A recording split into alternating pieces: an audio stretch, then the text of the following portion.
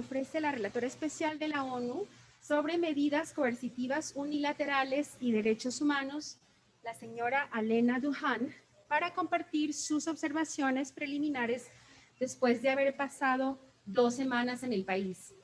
Mi nombre es Carmen Morales y soy la oficial de comunicaciones de la ONU en Venezuela. Muchísimas gracias por acompañarnos el día de hoy. Antes de dar inicio al programa, quisiera agradecer su colaboración observando medidas de prevención por COVID, distanciamiento social en la medida de lo posible, el uso de mascarillas en todo momento y desinfección de manos, especialmente cuando pasemos a la ronda de preguntas y respuestas. El mismo va a ser debidamente desinfectado entre usos y Daniela y Marjorie, que en breve se van a identificar, van a ayudarnos en esas rondas. El formato de la conferencia es el siguiente. La relatora especial presentará sus hallazgos y seguidamente daremos apertura a aproximadamente 1 hora para rondas de preguntas y respuestas. Dado el número de afluencia, en cada ronda vamos a estar tomando 2 preguntas de periodistas aquí en la sala y una de la conexión que tenemos en Zoom. La señora Alena Douhan de Bielorrusia fue nombrada relatora especial sobre las repercusiones negativas de las medidas coercitivas unilaterales en el disfrute de los derechos humanos por el Consejo de Derechos Humanos en marzo de 2020. La señora Douhan tiene una amplia experiencia en el campo del derecho internacional y los derechos humanos como profesora de Derecho Internacional en la Universidad Estatal de Bielorrusia, Minsk, profesora visitante en el estudio de Derecho Internacional de la Paz y los Conflictos Armados, Bochum, Alemania, y directora del Centro de Investigaciones sobre la Paz en Minsk. Se doctoró en la Universidad Estatal de Bielorrusia en 2005 y obtuvo el doctorado en Derecho Internacional y Derecho Europeo en 2015 en Bielorrusia. Los intereses académicos y de investigación de la señora Douhan se centran en los campos del derecho internacional, las sanciones y los derechos humanos, el derecho de la seguridad internacional, el derecho de las organizaciones internacionales, la solución de controversias internacionales y el derecho medioambiental internacional. Los relatores especiales forman parte de lo que se conoce como procedimientos especiales del Consejo de Derechos Humanos. Los procedimientos especiales, el mayor órgano de expertos independientes del sistema de derechos humanos de la ONU, es el nombre general de los mecanismos independientes de investigación y supervisión del Consejo que se ocupan de situaciones específicas de países o de cuestiones temáticas en todo el mundo.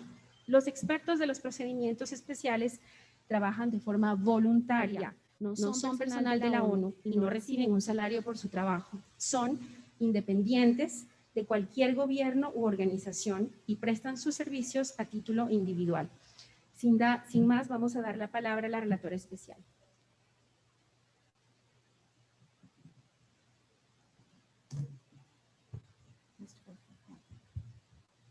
Good afternoon, everyone.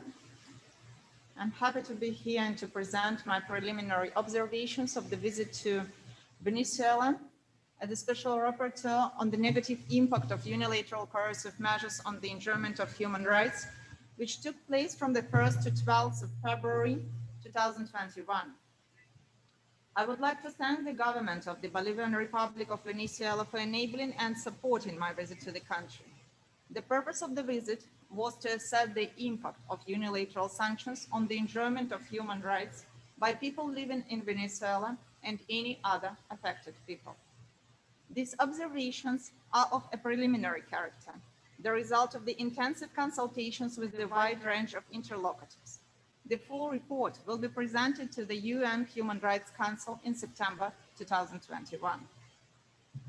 During the visit, I met the President and Vice President of the Republic, the Vice Presidents in charge of the executive, legislative, judicial, citizen, and electoral powers, the Ministers of Foreign Affairs, Health, Education, Planning, Economy, Finance, Petroleum, Mining, Food, Women and Gender Equality, Blockade, Housing, Social Work, Science, Technology, Transportation, Culture and Indigenous People, the coordinator of the local production and supply committees, the Secretary General of the Human Rights Committee, the President of PDVSA, the President of the Central Bank, the Director of Telecommunications, the President of the Supreme Court, the General Prosecutor, the Attorney General, President and members of the National Assembly, the Ombudsperson, the Executive Secretary of ALBA, representatives of all spectrum of political parties,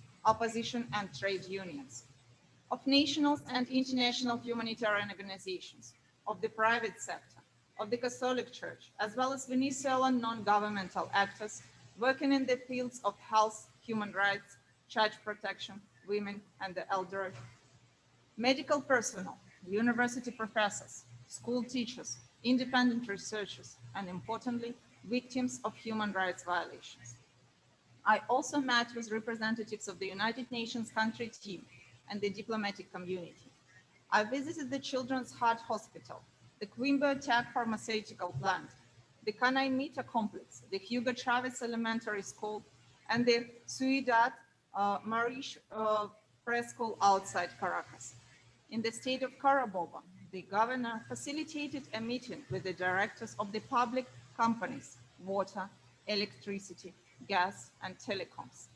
The maternity attached to a state hospital, one of the provincial primary health centers inspired by the Cuban model, and several non-governmental organizations.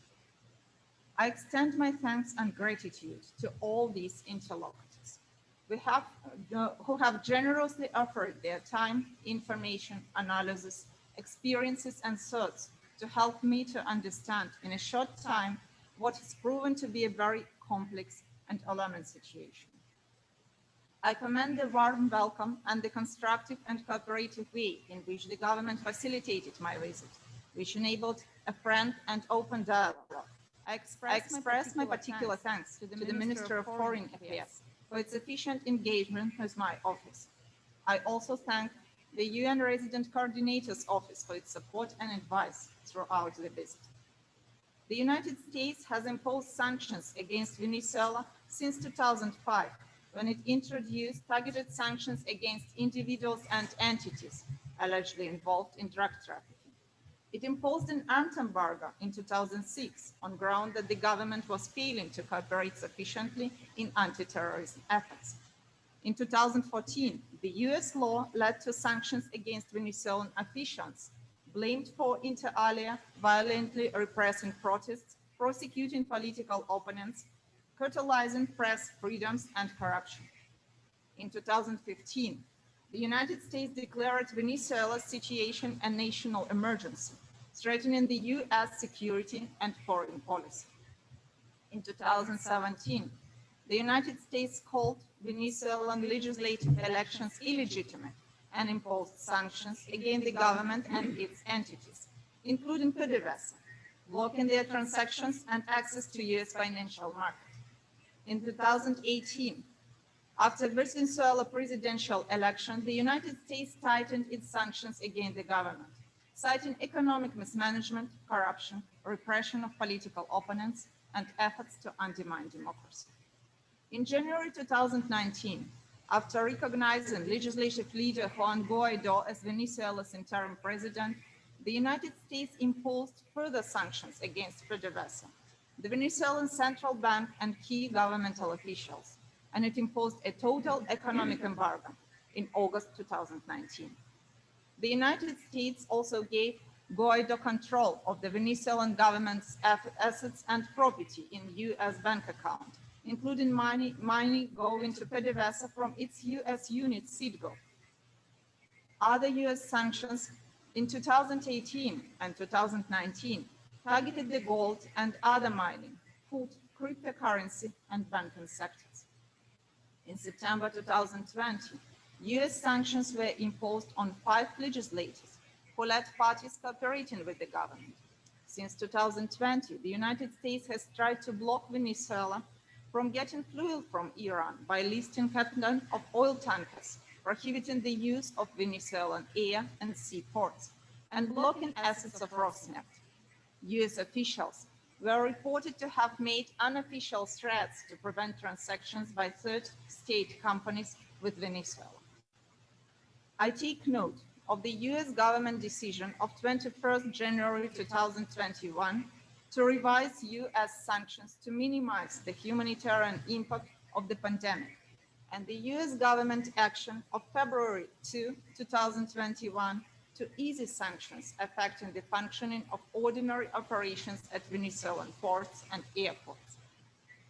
The European Union imposed sanctions against Venezuela in 2017, including an arms embargo, a ban on exports of other goods that might be used for interim repression, a ban on exports of technology and materials made for telecommunications monitoring and interception, and travel bans and assets freezes on individuals whose actions were deemed by the European Union to undermine democracy, the rule of law, and respect for human rights, which have been contested by Venezuela before the European Court of Justice. It was also reported that $1.2 billion in Venezuela government funds have been frozen by the Portuguese bank in 2019. Nearly $2 billion in gold owned by the Central Bank of Venezuela and held in the Bank of England is also frozen, as the case proceeds in British courts. In 2017 and 2018, Canada froze assets and banned dealing in the property of Venezuelan officials accused of repression, gross human rights violations, corruption, censorship, extrajudicial killings, and other acts. In 2018, Mexico froze assets and imposed travel bans on 13 senior Venezuelan officials. In 2018 and 2019, Switzerland imposed an arms embargo on Venezuela and froze assets and imposed travel bans against Venezuelan officials. In 2019, Colombia banned the entry of around 200 Venezuelans with government ties. Panama imposed targeted sanctions against Venezuela individuals and entities in 2018, considered to be at higher risk of engaging in money laundering, terrorist financing, and the proliferation of weapons of mass destruction. In 2019, 13 of the 14 Lima Group countries agreed to ban the entry of Venezuelan officials and deny them access to their financial systems. Also, in 2019, majority of parties to the RIA Treaty approved a resolution allowing targeted sanctions, including asset freezes against Venezuelan officials alleged to participate in drug trafficking, terrorist activity, organized crime, and/or for human rights violations. On 13th February 2020, Venezuela submitted a referral to the International Criminal Court pursuant to Article 14 of the Rome Statute with respect to unilateral coercive measures. Venezuela has one of the largest reserves of oil on the planet. Oil has been the main export of the country and the main source of revenue and foreign exchange.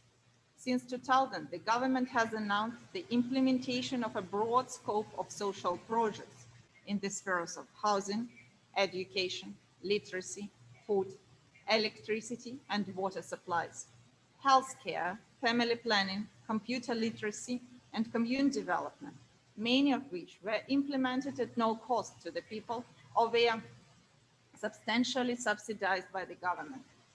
The mono-oriented economy has been highly dependent on oil sales. Most products, from machinery and spare parts to food and medicine, have been imported primarily from the United States and Europe. Internal production has remained at a rather low level and couldn't meet the needs of internal consumption. The economy's decline started in 2014 with the downturn in oil prices. Among other factors reported to affect the economy of Venezuela, mismanagement, corruption, and state price controls have been cited. Unilateral sanctions increasingly imposed by the United States, the European Union, and other countries have exacerbated the above-mentioned challenges. The government's revenue was reported to shrink by 99%, with the country currently living on 1% of its pre-sanctions income. Remittances from abroad have decreased due to the blocking of state assets and the complexity of and impediments to bank transfers. 4 years of hyperinflation have resulted in the total devaluation of the national currency. with $1 being in cost of 1.9 million bolivars. This has resulted in the decrease of public sector salaries from $150 or $500 in 2015 to $1 to $10 in 2020, and a growing poverty level.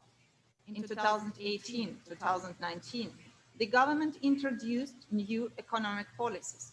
Price control were lifted, and the private sector was allowed to re-enter the economy.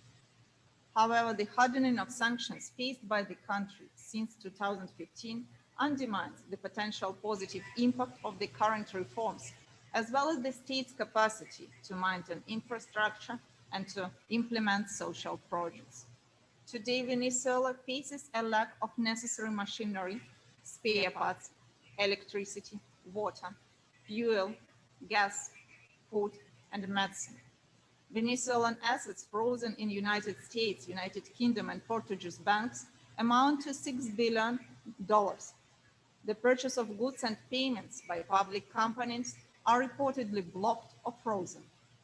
The private sector, non-governmental organizations, universities, sport clubs, and citizens of Venezuela are reporting the rejection or reluctance of foreign banks to open or keep their bank accounts, especially those with correspondent banks in the United States and Europe. Difficulties with getting visas and buying tickets, the need to act via third country agents, and the need to pay extra insurance costs.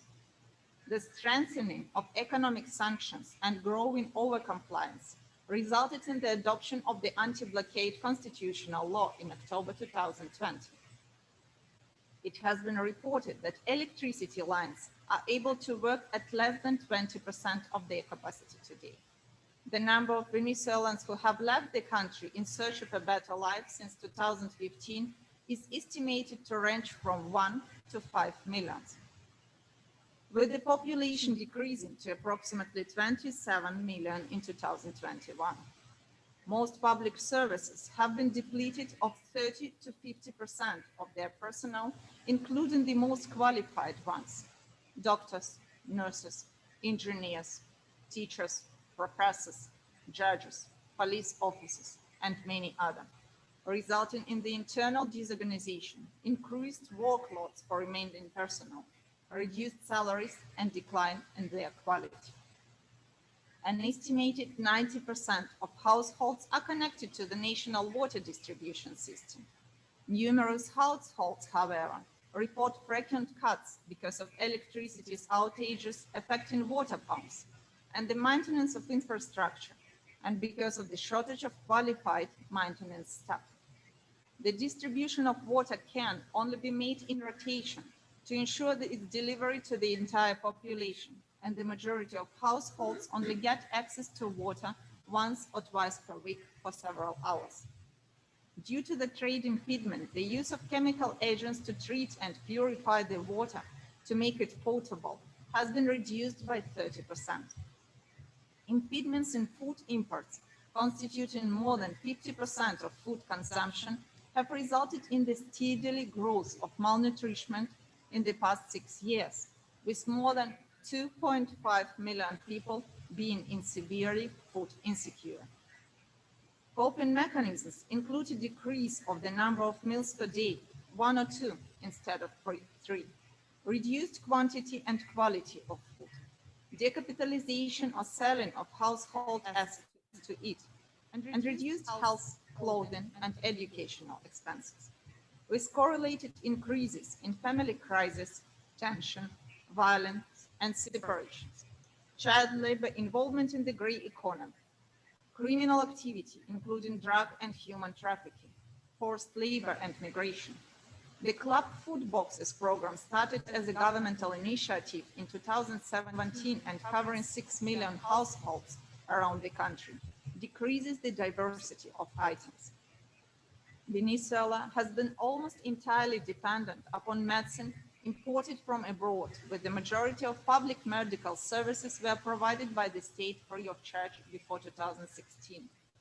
Impediments to health care include a lack or severe insufficiency of medicines and vacancies, price growth, electricity shortages to supply equipment, water shortages and sanitation problems that affect Nigeria, decaying infrastructure because of a lack of maintenance, the absence of spare parts, the unavailability of new equipment due to the lack of resources or refusals to sell or deliver, degrading working conditions, and lack of protective equipment against infection diseases, a loss of staff in all medical areas because of the low salaries, and the termination of construction of hospitals and primary health care centers. In particular, the Children's Cardiology Hospital in Caracas faces 5 times decrease of the number of surgeries from an average 1,000 interventions annually in the period 2010-2014 to 162 being done in 2020. Medical staff positions in public hospitals are 50 to 70% vacant. Only around 20% of medical equipment is currently functioning. The country faced severe shortages of vaccines against measles, yellow fever, and malaria in 2017-2018. The lack of tests and treatment for HIV in 2017 and 2018 reportedly resulted in the severe rise of the death rate. The diversion of assets of PDVSA's United States subsidiary Citgo has prevented transplants of liver and bone marrow to 53 Venezuelan children. Such transplants were reportedly done in Italy and Argentina before 2016 at the expense of the state.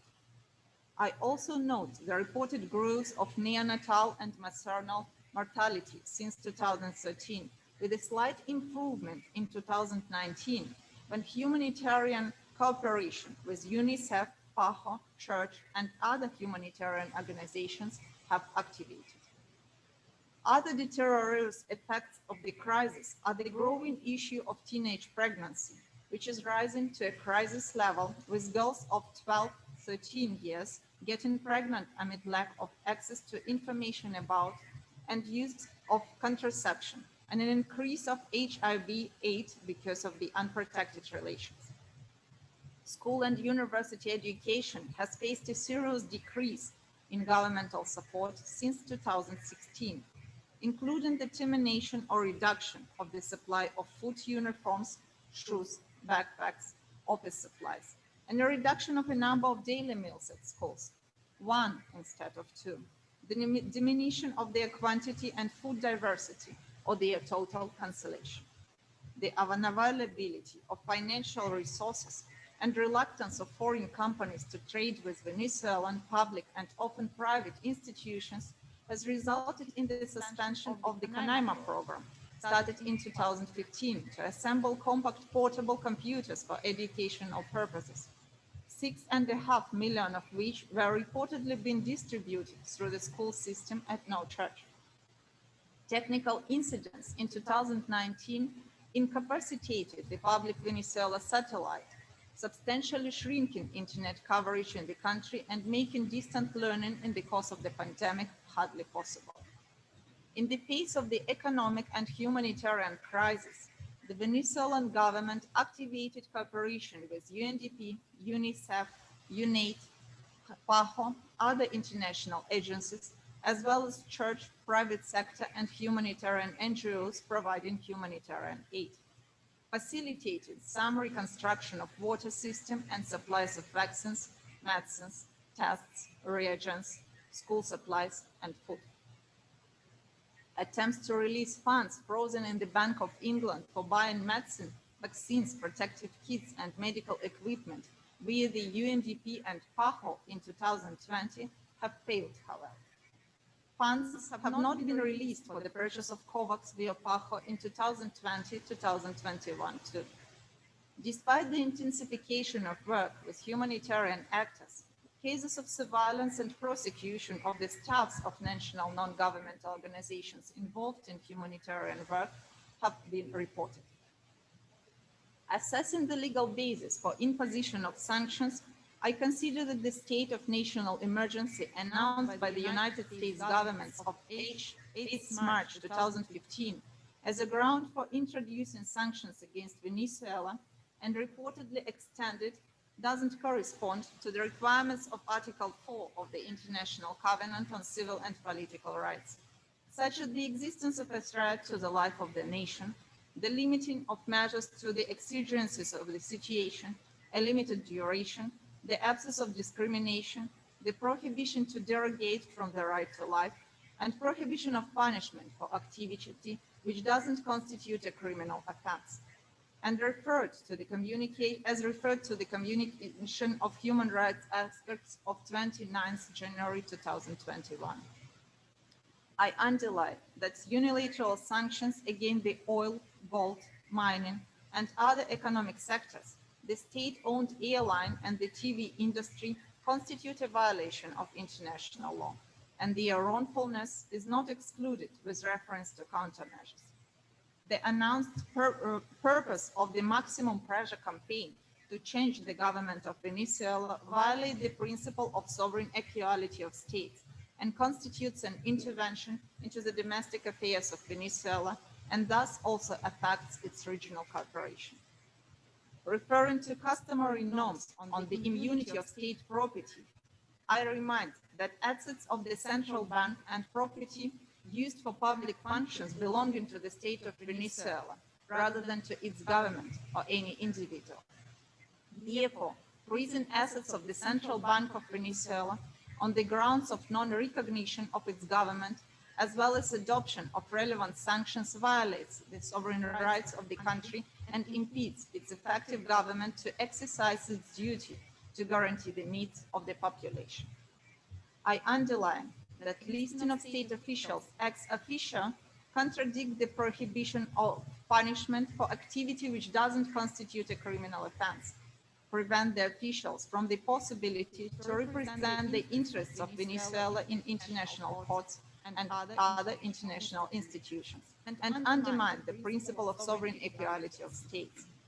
I also note that repeated refusals of banks of the United States, the United Kingdom, and Portugal to release Venezuelan assets even for buying medicine, vaccines, and protective kits under the control of international organizations violate the above principle and impedes the ability of Venezuela to respond to the COVID-19 emergency.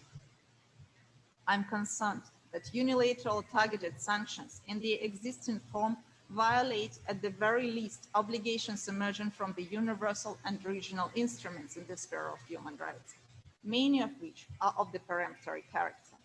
For example, procedural guarantees and presumption of innocence, with the view that the grounds for their introductions do not constitute, for the most part, international crimes or comply with the grounds for universal criminal jurisdiction, while noting the fact that submission to the International Criminal Court by a group of states of a referral against Venezuela on 27 September 2018. I underline that applying extraterritorial jurisdiction to nationals and companies of third states for cooperating with public authorities, nationals, and companies in Venezuela and alleged threats to such third state parties is not justified under international law and increases the risks of overcompliance with sanctions. I note with concern the reported threats to private businesses and third country donors, partners, and humanitarian organizations, and the introduction of secrecy clauses in the Venezuela anti-blockade constitutional law as concern the identity of correspondent partners. As for the impact of the unilateral sanctions on enjoyment of human rights, I note with concern that sectoral sanctions on oil, gold, and mining industries, the economic blockade of Venezuela, and the freezing of central bank assets have exacerbated pre-existing economic and humanitarian situation by preventing the earning of revenues and the use of resources to develop and maintain infrastructure and for social support programs, which has devastating effect on the whole population of Venezuela, especially those in extreme poverty, women, children, medical workers, people with disability or life-threatening or chronic diseases, and the indigenous population. I underline that existing humanitarian exceptions are ineffective and insufficient. subject to lengthy and costly procedures, and do not cover the delivery of spare parts, equipment, and machinery necessary for maintenance and restoration of the economy and public services. I am concerned that the application of extraterritorial secondary sanctions, as well as the reported threats of sanctions, result in overcompliance with existing sanctions regimes, preventing the government of Venezuela, its public sector, and private companies from purchasing medicines, spare parts, food, agricultural supplies, machinery, and other essential goods, even within the licenses issued by the US government, and also result in a growing number of bank transfers refusals, the extension of bank transfer periods from 2 to 45 days, higher delivery, insuring, and bank transfer costs, as well as reported price rises for all, especially imported goods. I note with concern that the absence of resources and reluctance of foreign partners, banks, and delivery companies to deal with Venezuelan partners results in the impossibility to buy necessary medical and technological equipment, reagents, and spare parts for the repair and maintenance of electricity, gas, water, public transportation, telephone, and communication systems, schools, hospitals, houses, and other public institutions, thus undermining the enjoyment of many human rights, including the right to a decent life. Despite the periodic review and increase of wages in Venezuela, the average public sector salary is estimated at $2 to $3 per month, covering less than 1% of the basic food basket, and making people increasingly dependent on social support by the government in the form of club and regular money transfers via Carta de la Patria, multiple subsidies for public servants, as well as foreign humanitarian aid. I note that this increases the level of migration, facilitates the involvement of people in grey economy, affecting on the first hand high-level public sector officials, including doctors, nurses, teachers, university professors, engineers, police officers, judges, technicians, and many others, violating their economic rights, including right to work, to decent labor, to social security, including social insurance, and to an adequate standard of living. The number of vacancies among personnel necessary to guarantee the normal functioning of public personnel has reportedly reached from 1/3 to a half. Massive migration in the absence of affordable transportation endangers the lives of migrants and imposes additional burdens on recipient countries. Access to food, medicine, and medical help for Venezuelan migrants, the unavailability of IDs for children born abroad, the separation of families, and the absence of due care for children left with grandparents in Venezuela have been reported among other problems. I am also concerned that the lack of doctors and nurses and of sufficient medicines, medical equipment, spare parts, relevant software updates, vaccines, tests, reagents, and contraceptives, initially covered mostly by the government, results in the violation of the right to the highest attainable state of health, rising rates of maternal, neonatal, and infant mortality, and mortality from severe diseases like oncology, HIV, hemophilia, Guillain-Barré syndrome, cardiologic problems, and many others. The deterioration of living conditions for people with special needs and chronic diseases, and more adolescent pregnancies, the unavailability of resources, including the frozen assets for buying vaccines and supporting family planning programs, has resulted in outbreaks of malaria, measles, and yellow fever, and opportunistic infections. I'm concerned that the lack of gasoline, with the resulting rise of transportation prices, violate the freedom of movement, impedes access to hospitals, schools, and other public services, exacerbate the challenges in delivering and distributing food and medical supplies, especially in the remote areas of the country, affecting inter alia the indigenous population, and results in delays in public services, including criminal and civil justice. The reported lack of diesel fuel, mostly used for agricultural, industrial, and transportation purposes, has a potential dramatic effect on the production and storage of food, with the risk of further exacerbating the food insecurity of Venezuela people who already face a deterioration in the quantity and quality of food and greater malnutrition, increasing therefore health risks and threats to life. I note with concern that due to the unavailability of new machinery, spare parts, and competent staff, the people of Venezuela have limited access to electricity, impeding inter alia the functioning of water pumps, resulting in the violation of the right to water, including drinking water and water for sanitation, increasing risks for relevant diseases. I underline that low salaries, the absence of insufficiency of food supplies, school uniforms and food at school, which used to be provided by the government, transportation problems, the absence of electricity, and reduced internet and mobile phone coverage endanger the exercise of the right to education. The above reasons, as well as the reported impossibility to use online resources, Venezuelan ID addresses, affect access to information and the freedom of expression. The reported reluctance of foreign partners to cooperate with Venezuela institutions, including universities, sports societies, and NGOs, as well as impediments to money transfers, difficulties in getting visas, and refusals to open and the closing of bank accounts of Venezuelan citizens of Venezuela-based public and private companies because of the fear of secondary sanctions, affect the right to education, academic freedoms, cultural rights, and impede the delivery of humanitarian aid. I'm also concerned that shortages of gas forcing people to cook with wood fires can violate the right to a favorable environment.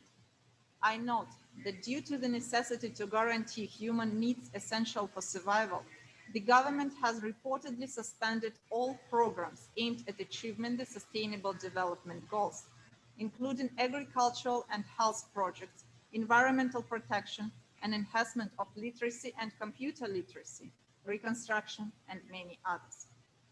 I underline that the blocking of property, assets, and bank accounts of citizens of Venezuela by foreign and correspondent banks, quite often because of over-compliance, results in the violation of the right to property. I also note with concern that the application of unilateral sanctions against Venezuela affect the rights of third country nationals. In particular, the termination of contracts with third country companies has a potential risk of affecting economic and property rights of their owners and employees. And the absence of contribution from Venezuela, which used to donate to regional assistance projects, for example, through ALBA, is negatively affecting the right of humanitarian aid of its beneficiaries beyond Venezuela borders. I recognize that targeted and secondary sanctions violate rights to fair trial, procedural guarantees, freedom of movement, property rights, and the right to reputation. Sanctions against representatives of opposition groups for participation in elections violate their right to hold and express opinions and to participate in public affairs. While the Treaty on the Functioning of the European Union in Article 275 offers listed persons the possibility to access the European Court of Justice, even if there are no procedural guarantees before sanctions decisions are taken, I note that no access to justice is guaranteed as concerns US sanctions, especially in view of numerous reported refusals by the US lawyers to bring cases to OFAC because of reported threats from the US government of fear of hypothetical sanctions. I conclude that sanctions imposed against Venezuela, its citizens and companies, affect people in Venezuela and beyond its territory in both the public and private sectors. Third country nationals and employees of third country companies affected by secondary sanctions or the fear of them, donors and international humanitarian NGOs, beneficiaries of assistance from the international organizations traditionally financed by Venezuela, while low-income people, women, children, and people with special needs or chronic or severe diseases are affected most with regard to the whole scope of human rights, including civil, political, social, cultural, and economic rights, as well as the right to development. I welcome reports of the Venezuela's government greater engagement with the UNDP, UNICEF, UNAIDS, PAHO, other international agencies and church, private sector and humanitarian NGOs in providing humanitarian aid, facilitating some reconstruction of water systems and supplies of vaccines, medicines, tests, reagents, school supplies and food, thus helping around 4 million people.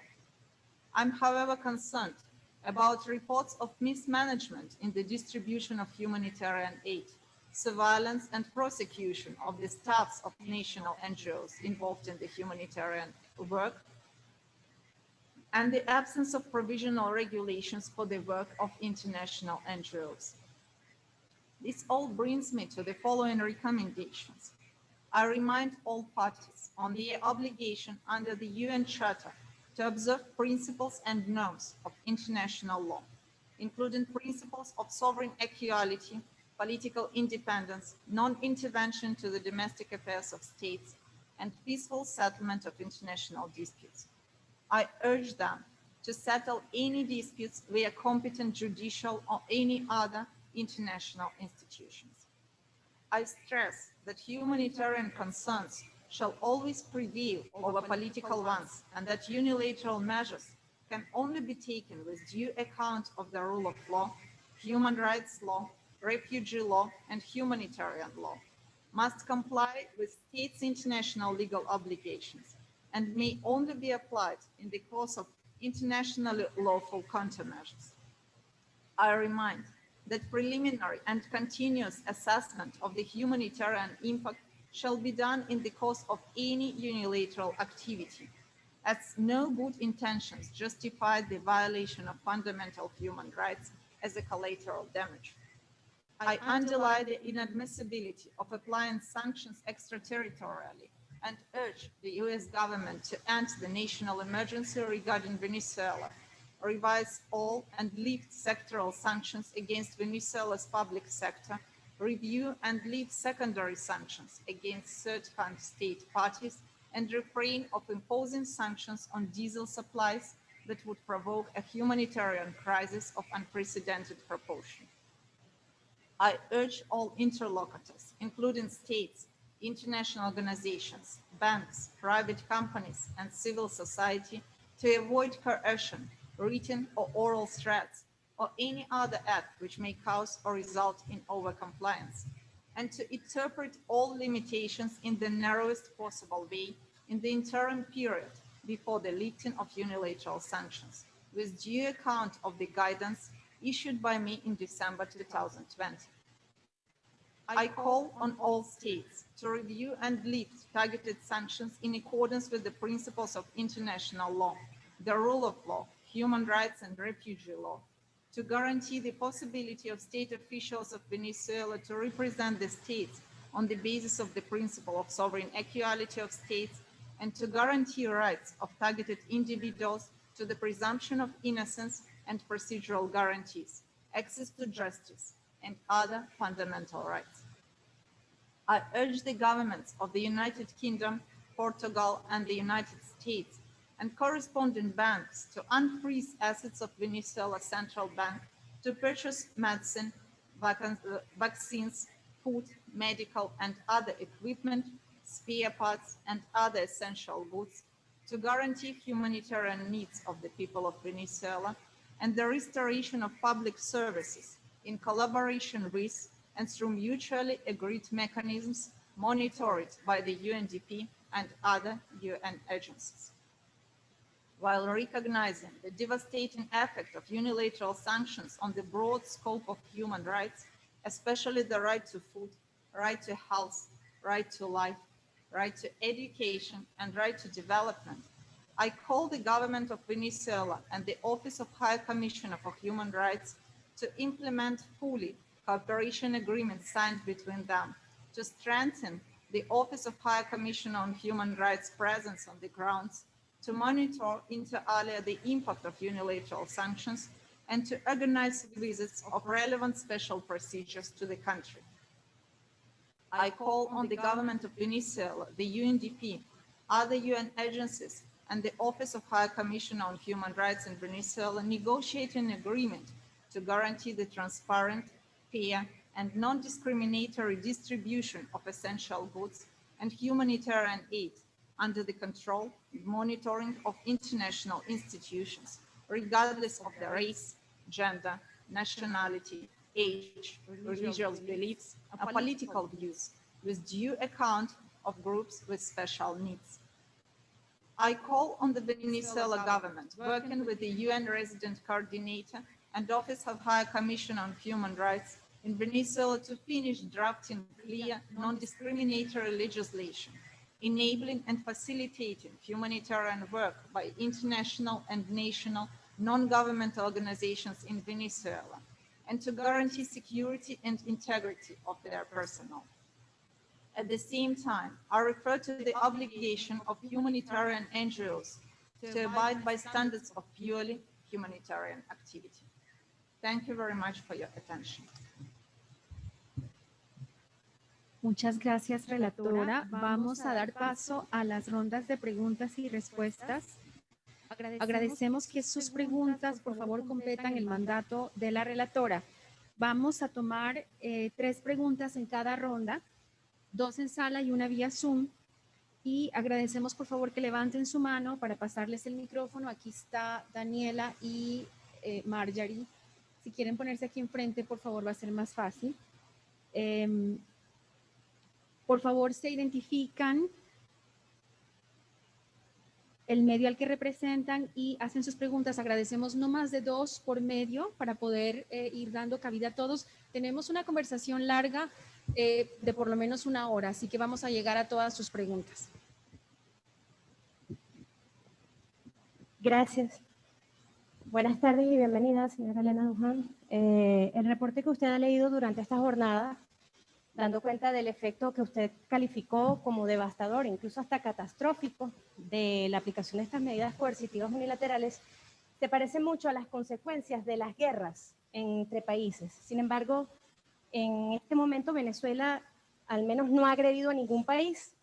Me pregunto si todo esto que ha venido generando todas estas naciones que usted ha mencionado, como el Reino Unido, Estados Unidos, y otros países del mundo pueden haber cometido actos de guerra contra Venezuela, y si eso es así, si usted considera que la Corte Penal Internacional podría intervenir en este caso debido a todo lo que se ha generado en estos años.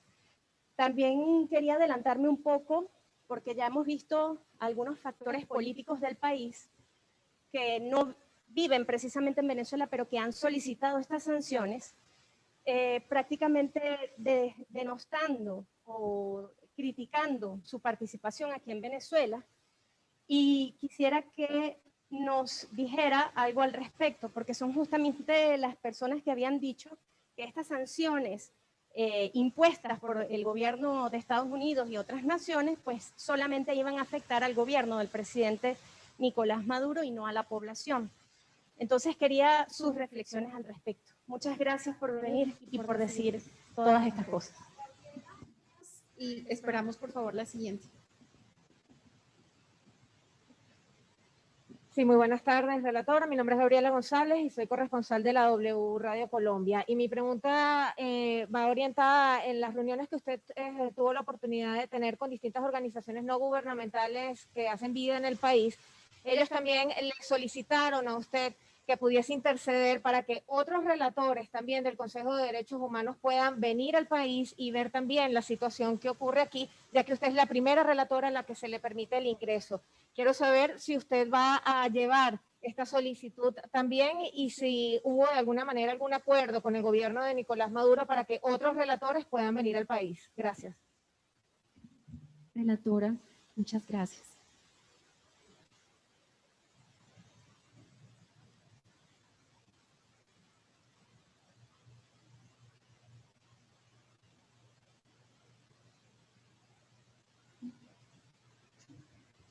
Thank you very much for the questions. As regards the first question, I need to mention that as a lawyer, I'm always very much in favor of using not force, not sanctions, but rather competent international judicial institutions as well as other competent international bodies. As I have mentioned in the reports, there are 2 cases heard today in the submitted today to the International Criminal Courts again concerning the situation in Venezuela. I'm not a judge of the International Criminal Court. I do not know what will be the decision, but I always trusted that the use of the existing mechanism of settlement of international disputes, especially of the higher level, like competent international courts, ICC or International Court of Justice, or even the European Court of Human Rights, are always helping to bring law at the table again and to find a legal solution. Naturally, in all of these cases, the jurisdiction of the court shall be observed. As concerns the second question, I can't say that I reached the agreement. The agreement on visits of special rapporteurs has been reached between the government and the UN High Commissioner on Human Rights. I only recommend, as a part of the outcome of my visit, that the next visits of special rapporteurs in the terms agreed between the government and the High Commissioner shall take place to be able to assess all possible factors and all possible aspects of the situation. Vamos a continuar del otro lado, Daniela, quien, por favor, nombre, medio y una pregunta o 2 máximo. Buenas tardes. Adriana Núñez de La Voz de América. ¿Considera usted que las sanciones produjeron esto o exacerbaron todo esto? Porque usted hablaba de limitación para acceso de agua, gas, desnutrición, salario mínimo paupérrimo, entre 1 millón de problemas que mencionó. Entonces, ¿las sanciones son responsables de todo o solo exacerbaron? Gracias. Siguiente, sí. Buenas tardes, Fernando Tineo, Mega Televisión de Chile. Quisiera saber cuál fue el criterio para considerar que las sanciones colapsaron a PDVSA cuando conocemos que la caída en la producción de la empresa viene sucediendo de manera consecutiva desde el año 2000 hasta llegar al año 2015, cuando empezaron las sanciones y se agravó la caída de la producción de PDVSA. Quisiera saber cuál fue el criterio para terminar con su evaluación. Una más, por favor. Sí, adelante. Muy buenas tardes, Ibis León de Efecto Cocuyo. Quería hacer 2 preguntas, si es posible. La primera es si tuvo acceso a estadísticas que ilustren el impacto de las sanciones en cuanto al número de personas desnutridas o personas desplazadas internamente o personas que han fallecido por falta de alimentación y medicinas relacionado o que esté relacionado con el impacto de las sanciones. Y si las sanciones son la razón por la que el gobierno de Maduro no puede acceder a las vacunas contra el COVID. Muchas gracias. Renata. As regards the first questions, the answer to this question was probably at the very beginning of my statement. Naturally, the situation in Venezuela from the economic point of view has already faced serious challenges, starting, for example, from the oil price drop. And naturally, a lot of problems have already existed by the moment when sanctions have been implemented. At the same time, it's not possible to deny that sanctions have exacerbated situation a lot, that finally results to that economic, social, and humanitarian crisis Venezuela faces today. It brings me to the answer to the second question about PDVSA. Naturally, the oil price drop, which happened before sanctions have been introduced, has impacted a lot the economy of countries which produce oil, including Venezuela. At the same time, the oil price drop didn't exclude the possibility of Venezuela to get revenues because of selling oil.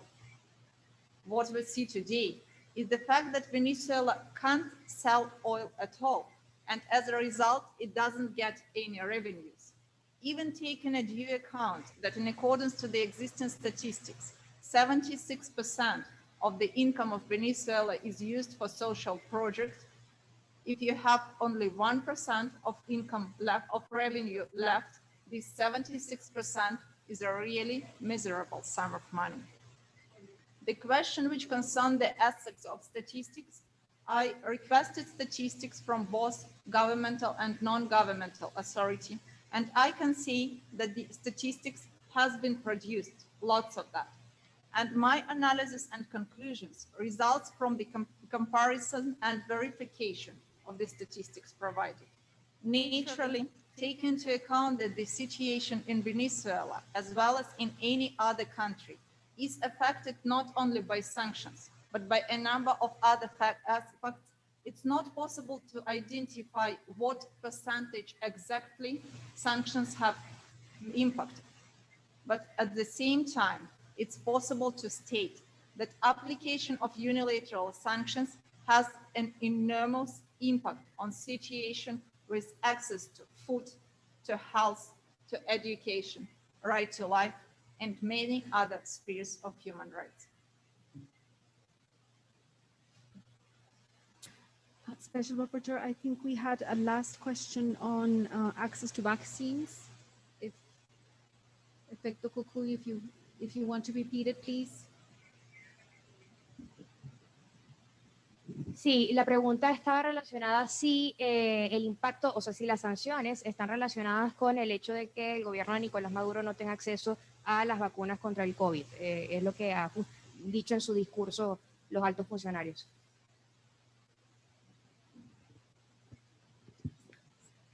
I apologize for making this one, sorry. Today we are facing the situation that the assets of Venezuela Central Bank abroad are blocked. The question of buying medicine, medical kits and medical equipment through the release of the assets in the Bank of England has already been discussed in 2020. And at that point, the government of Venezuela reached an agreement with UNDP and PAHO that medicine will be bought through these organizations and under control of that. Today, when we speak about buying vaccine, the situation develops in the same way, and that's why my recommendation concerns the relief of these funds for the government to be able to buy the vaccine, which it can't do now because it can't transfer money and it can't get this money, but taking place under the monitoring and via international organizations like UNDP and PAHO. Muchas gracias. Hacemos otra ronda. Sí. Dani, allá atrás están levantando la mano y Marjorie de este lado. Primero allá. Aquí. Gracias.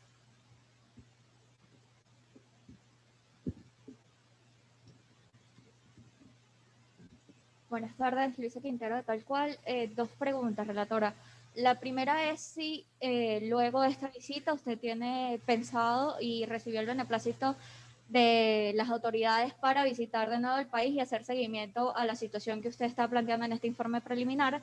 Y la segunda es si con este informe que usted está dando, usted piensa entregarlo tanto al Consejo de Derechos Humanos como, por ejemplo, organismos como la Corte Penal Internacional, donde justamente hay un examen preliminar sobre el impacto de estas medidas coercitivas sobre la población venezolana. Gracias. ¿Este lado? Muy buenas tardes, Leonel Retamal de Telesur. Relatora, bueno, algo ya ha comentado algunas recomendaciones que, por ejemplo, el tema de las vacunas. ¿Qué otras recomendaciones va a elevar su informe para que evalúen organismos internacionales, Consejo de Derechos Humanos o entes competentes? Muchas gracias.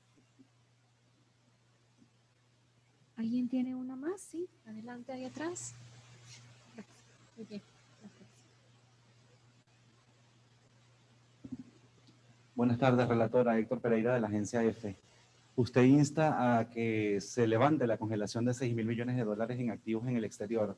¿Hay algún plan para el uso de ese dinero o simplemente concedérselo al ejecutivo de Nicolás Maduro? Muchas gracias.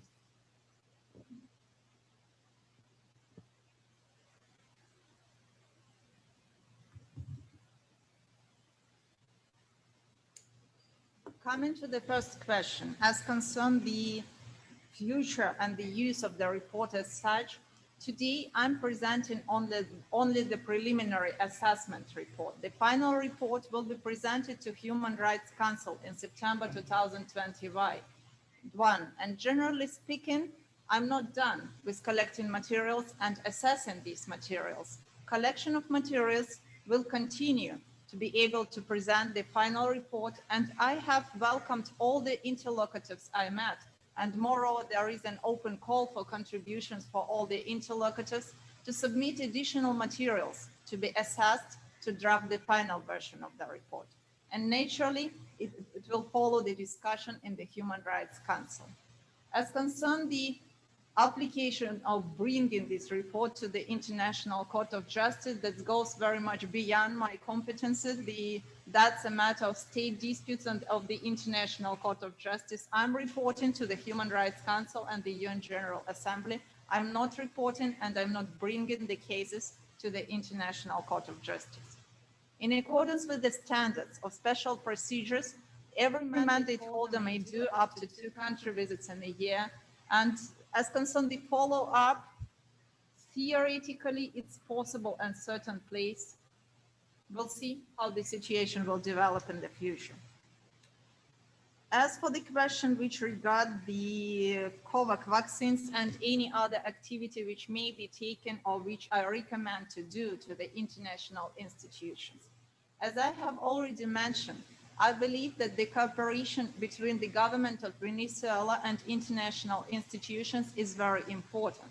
And that's why my recommendation refer, and I believe here I'm answering a little bit the last question as well, refer to the point that due to the contemporary humanitarian crisis, the problems with food, problems with medicine, COVID vaccines, medical equipment, spare parts, any developmental projects, that the government of Venezuela is to cooperate very actively with international organizations. And I need to admit that it has been reported by all interlocutors that this cooperation has intensified in 2019, 2020. And one of my recommendations refers that the buying of medicine, food, and essential goods take place in cooperation with and with monitoring of the United Nations institutions and PAHO. When it comes to the question about other special rapporteurs, as I have mentioned, in accordance with the agreement reached between the government of Venezuela and the UN High Commissioner of Human Rights, a number of visits of other special rapporteurs is planned. And I believe that that's important. That's very important for them to come and to assess situation which exists as concerned the food security or health security, as well as other actors. Doctora, tenemos una pregunta por Zoom que me gustaría que Armando haga y pasamos ahorita otra vez. Perfecto. Tenemos una pregunta de la señora Patricia Garib, de Argus Media. Ella dice: usted mencionó la necesidad de restaurar el suministro de diésel al país.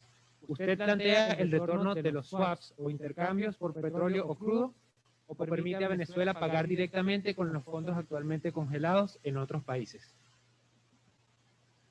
Tomamos 2 más. Aquí estaba pendiente nuestro colega. Sí, gracias.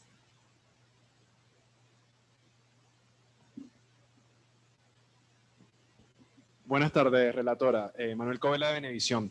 En la conversación que sostuvo ayer con el presidente Maduro, él le avanzó o le dijo, o le reveló si había iniciado algún tipo de conversación con la nueva administración de Estados Unidos de Joe Biden, y en esa posible o eventual conversación se estaría negociando el levantamiento de algunas sanciones, y de ser afirmativo que ya haya habido algún contacto entre el gobierno de Maduro y Joe Biden. ¿Qué estaría dispuesto a, o qué recomienda usted que deba hacer el gobierno venezolano para que levante las sanciones? Gracias. ¿Una más? Si alguien tiene una más. No, de momento entonces estas son.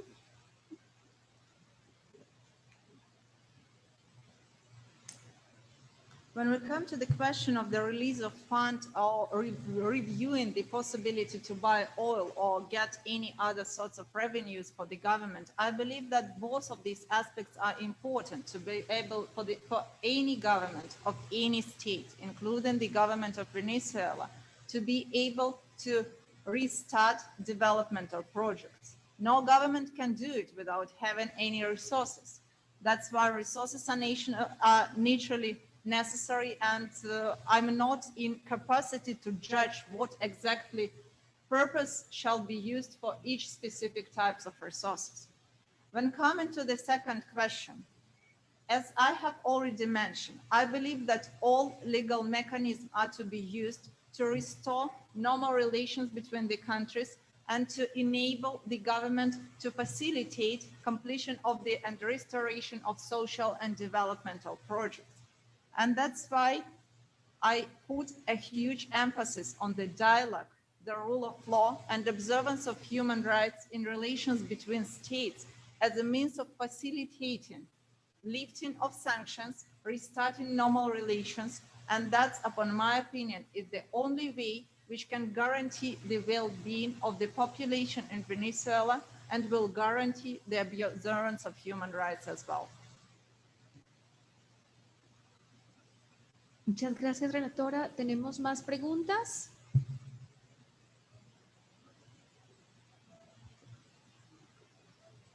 Acá piden una aclaración. Sí. Relatora, preguntan sobre... ¿puedes repetirla, por favor?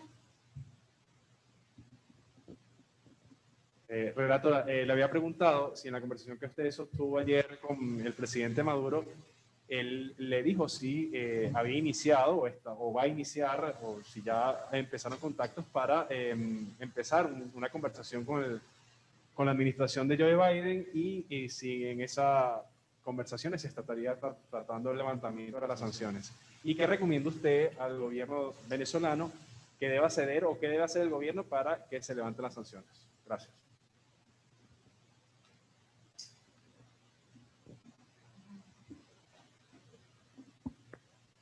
As for this question, I have to say that reporting on the plans of the government goes much beyond my mandate.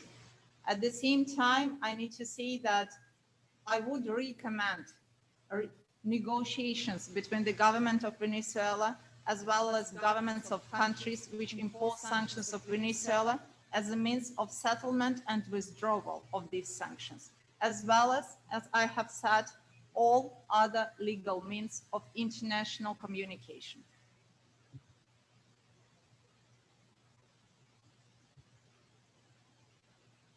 Muchas gracias, relatora. ¿Tenemos más preguntas?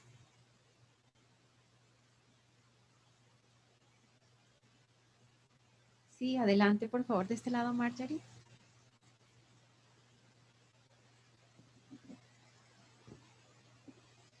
Buenas tardes, relatora. Soy Vivian Sequera de Reuters. Me gustaría saber en su experiencia cuál es la razón, cuál sería la razón para que países como Irán, con largas sanciones, bastante más duras, si no me equivoco, y usted me corregirá, puede producir petróleo, gasolina y venderla a Venezuela, y Venezuela no lo puede hacer. Gracias.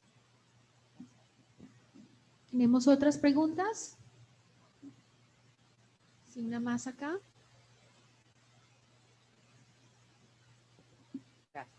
Buenas tardes, Osmaría Hernández de CNN en español. Entre los argumentos que plantean los países que han emitido sanciones, hablan de violaciones a los derechos humanos en Venezuela y también de acciones que socavan la democracia. Y quisiera insistir en la pregunta del colega sobre qué recomendaciones haría en este sentido para facilitar el levantamiento de las sanciones, qué cambios deberían haber. ¿Alguna más? Una más.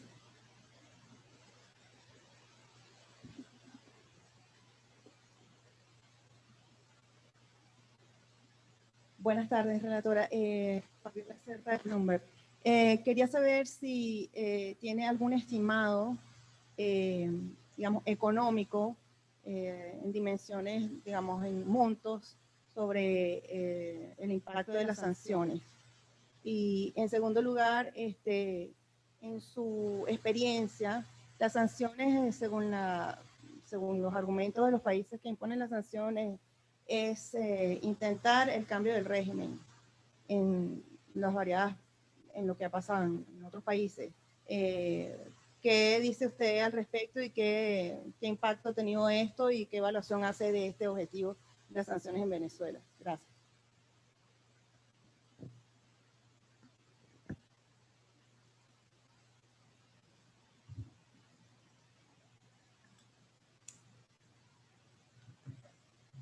I have to admit that it's very complicated to answer to the questions why Iran can sell oil and Venezuela cannot. I believe that this question is better to be addressed to the governments which impose sanctions preventing Venezuela of selling oil. When it comes to the reasons of imposing sanctions which have been cited here, like the response, the attempts to improve human rights situation in the country, or the government being not sufficiently democratic enough, or any other reasons, I need to mention that, generally speaking, the question shall be a little bit different. The question shall be, what measures shall the international communities, as other states, take in order to improve any situation? And I need to say that that's not the question about good purposes. The assessment of the negative impact of unilateral sanctions comes to the point of legality or illegality of measures taken, existence of negative humanitarian effect or unexistence of that. And as I have mentioned in my reports, international law today doesn't provide for the possibility of imposition of lots of what is called unilateral sanctions today. There are principles of sovereign equality of states. Indeed, international law provides for some possibility to take means of pressure over other states if a country doesn't like its policy or behavior. But in accordance with international law, this means includes activity which probably is not prohibited by international law. For example, countries may decide to conclude agreement or not to conclude agreement, to withdraw from the existing agreements, but in accordance with standards of this agreement. On the same way, the international law provides for the possibility to take countermeasures, proportional, temporary, in order to induce country to observe its human rights violations.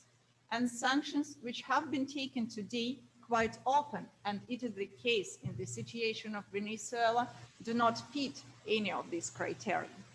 It's naturally known that in these situations when the international peace and security are violated or endangered, the UN Security Council has power to impose both military and non-military sanctions. It's also known that in the situations when international crimes have been committed, other states can have universal jurisdiction over these crimes, as well as the case can be brought to the International Criminal Court. Any of these means of pressure are absolutely legal from the point of international law. At the same time, what we see today, neither support of human rights, concept of supporting of human rights, or blaming government not to be democratic enough are very hard to assess, and none of them constitutes an international crime. Again, we are not speaking about policy here. We are speaking about legality of one or another action.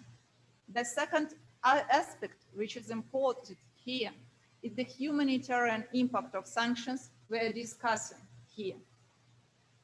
I will need to cite practice and research which was done as concerned the assessment of humanitarian impact of sanctions of the UN Security Council in 1990s and 2000. Activity of the UN Security Council, as well as its sanctions, have been absolutely legal from the point of international law. However, the detailed research done within the United Nations system demonstrated enormous humanitarian effect of these sanctions. And as a result, the policy of the UN Security Council has been changed. Today, unfortunately, I have to admit that we have two problems. The first one is that the majority of sanctions are taken in violation of international law. And the second one is that humanitarian impact of sanctions has not been assessed or is not assessed usually. And that's why my mandate has been established in 2051 as a mandate which seeks to protect human rights and which seeks to recommend countries the means and mechanisms how human rights can be protected. Unfortunately, I can't provide the economic estimation of the impact of sanctions. As I said, there are numerous factors which shall be taken into account. But any statistic you see from any of the resources, both governmental or non-government, demonstrates an enormous decrease of all social benefits and enormous impact on lives and rights of human beings in Venezuela. I can't give you a percentage, but you can see from everything, every document you look at, that the impact is enormous. ¿Más preguntas? Sí, acá de este lado, entonces, por favor. Hola, buenas tardes. Carmen Victoria Hinojosa de Crónica.1. Relatora, quería preguntarle si nos podría comentar o ofrecer más información, si es posible documental, sobre la metodología que usted usó para establecer la relación causal directa o indirecta entre los hechos narrados y las sanciones unilaterales. Y también quería preguntarle si al momento recuerda algún testimonio de personas, de las víctimas que usted entrevistó, que hayan estado afectados por estas sanciones específicamente. Gracias. ¿Tenemos más preguntas? Sí, por favor, acá atrás. Gracias.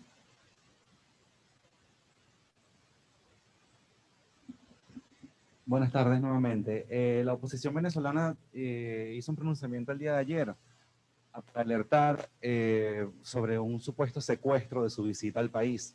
Ellos denunciaban que su agenda había sido secuestrada por el gobierno venezolano y quería pues que usted misma explicara cuál fue la metodología según la que usted construyó su visita aquí, si fue 100% independiente y pudo decidir las personas con las que se encontró. Muchas gracias.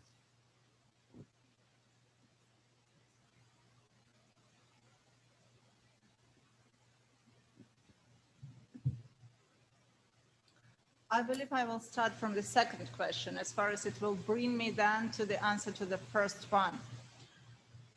Visits of any mandate holder within the special procedures of the United Nations organization is based on the principles of comprehensiveness, impartiality, and independence. The visit itself is organized by the United Nations organization, is covered and assisted by the United Nations organizations, and independence and impartiality are naturally the most important points in this sphere. That's why traditionally, and it was done in this time as well, all meetings are split between the meetings with the governmental officials and meetings with all other possible interlocutors. That's why if you look at the beginning of my statement, you will see a long list of people I have made. Besides the governmental officials and non-governmental organizations which were both pro-governmental, opposition, humanitarian, social, human rights, I have met all different groups of opposition. I met a huge number of NGOs. I met university professors, some of whom were in support of the pro-governmental policy, some of whom were critical. I met doctors in the hospitals and outside of hospitals. I met school teachers. I met people who say that their lives are affected by sanctions. I met trade unions. I met private sector businessmen. I met a number of organizations from the UN system and lots of embassies presented here in Colombia. All these meetings are basically done in order to guarantee that information is collected from all possible sources, and that only after verifying the facts, it's possible to do any conclusions. And when we come to the exact impact of the sanctions, I need to admit that all the interlocutors, like private businesses, academics, teachers, opposition groups, and victims, they all refer to the fact that their personal accounts, some of them have been blocked in the countries. And many of them said that, as a matter of fact, lots of them have never been working for the government. They all refer to the impediments they face in the trade, in buying tickets to fly from Venezuela or to Venezuela, in ordering goods, in trying to organize trade or finding trade partners. When we speak about exact violations and the impact of unilateral sanctions, besides the impediments which are faced because of the impossibility to go to the conferences for school children, students, or university professors, or any other interlocutors, the problems of getting to sport events or cultural events have often been cited. I have heard the testimonies about the problems of getting invitations on getting visas, not because of being listed, but because of being Venezuela. A number of people, especially those who are affected in the health sector with different diseases, most of which need special testing and treatment, like HIV, or those who are in need in the heart operation or transplantation, like liver or bone marrow, they refer to the fact that the assistance and subsidy they got from the government before 2016 stopped completely. Now, some of them are very happy by the fact that because of the governmental cooperation with UNICEF and PAHO, some medicines started to come and some vaccines started to come. Some people were referring to the situation that even those who have already left for having an operation abroad didn't get it as soon as the sanctions have been imposed and the bank accounts frozen, so that the money couldn't be transferred. That's why, as I have already said, I can't calculate the exact economic damage, but I could see the effect on the life of every human being, not only because of the general economic decrease, or not only because of the impossibility to implement development projects, although it affects each and every individual in the country. I could see the impact on specific private businesses, on specific scholars, doctors, as well as people who need medical help. Relatora, creo que teníamos un follow-up sobre la forma en que se construyó la agenda. Si podría comentar al respecto. The agenda of every special procedure is formed and developed by the Office of High Commissioner of Human Rights. I'm not deciding that. The government is not deciding that. I can only express my wish to the categories of interlocutors I believe are necessary to meet to guarantee the comprehensive collection of the information. And as I said, the visit to the country visit is organized by the Office of High Commissioner on Human Rights. And the agenda is done by this office, and as it took place in Venezuela with the assistance of the Office of the Resident Coordinator. Muchas más, relatora. Vamos a ir haciendo el wrap-up para hacer la última ronda. Si tienen últimas preguntas, haremos una última ronda. Sí, adelante Gabriela, y creo que Armando tenías una en Zoom, sí, que habría dos, ¿alguien más? Sí, relatora, yo quisiera conocer si así como usted pudo conocer denuncias con respecto a la vulneración de distintos derechos como el de la alimentación, el de la salud, el de la educación, también recibió denuncias con respecto a la vulneración de derechos políticos que ocurren dentro del país. Y también quisiera quizás su opinión con respecto a también denuncias sobre actividades ilegales que se pudiesen estar registrando en el sur del país, y si esto también, por ejemplo, la extracción de oro, y si esto pudiese de alguna manera también estar afectando lo que ocurre, por ejemplo, con distintas etnias indígenas. Armando, la pregunta de Zoom. Gracias. Sí, de parte de la corresponsal Dayana Palmar, de Venezuela al Minuto. Cito. Se menciona que una de las causas de la caída de la economía venezolana era el mal manejo de los recursos y la corrupción. En su visita oficial, ¿pudo observar cuál es el impacto de estos factores que existían previo a las sanciones? Fin de la cita. Una más. Creería que con eso vamos cerrando. ¿Alguien tiene una más? Listo. Adelante, relatora. Muchas gracias.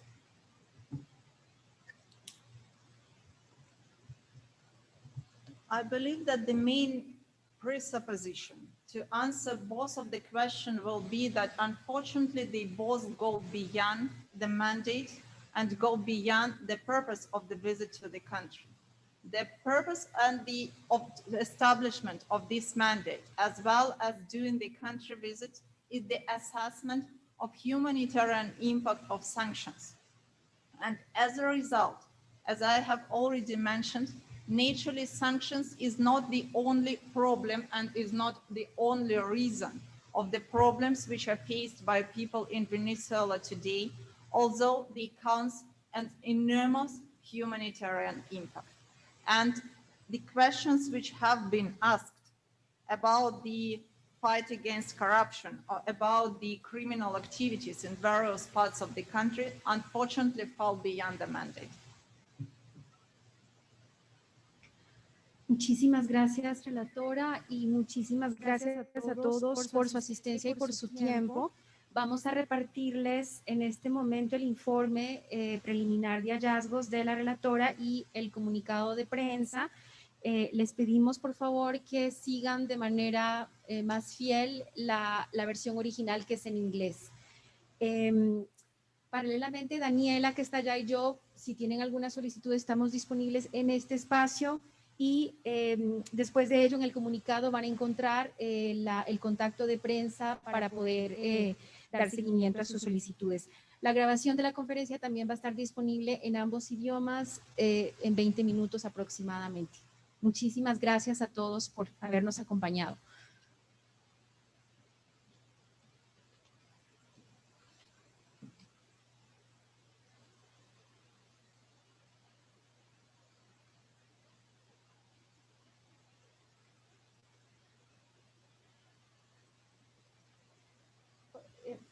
María Ángel, ¿estás por aquí? Ah, listo. María Ángel es la persona que tiene los informes para asegurar que llevan una copia, por favor.